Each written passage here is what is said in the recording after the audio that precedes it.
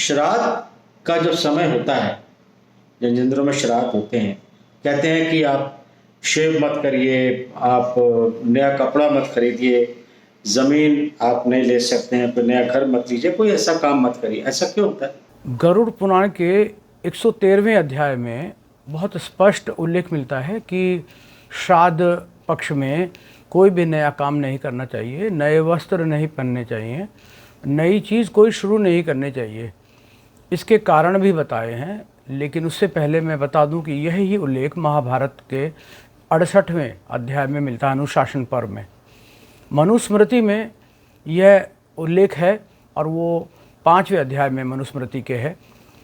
इसके बाद में यजुर्वेद के 3रे खंड में है इसका उल्लेख, और अथर्ववेद के 11वें कांड में उल्लेख मिलता है।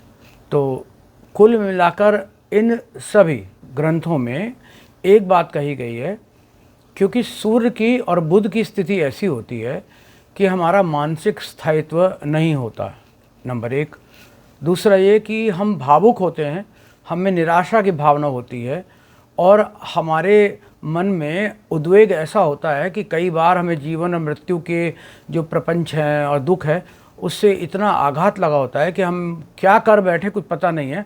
तो इसीलिए उस तरह रेज़र, ब्लेड, शार्प चीज़ें ये यूज़ नहीं की जाती, नया काम नहीं किया जाता, कटाई बुनाई जो करते हैं वो नहीं करते हैं, धारदार चीज़ों का उपयोग नहीं करते। उद्देश्य केवल ये कि आप किसी हताशा से बचें और कहीं हताशा में आके कोई अपना नुकसान ना कर ले। नहाने का कोई रोक नहीं है, इसीलिए नहाने से मिलता जुलता है वस्त्र धोना।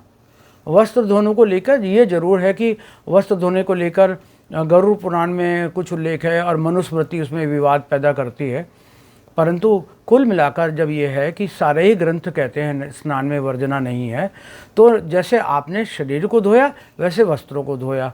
कपड़ा धोने में कोई बात नहीं है, आप धो सकते हैं, कपड़े धो सकते हैं, स्नान जब कर सकते हैं तो कपड़े भी धो सकते हैं।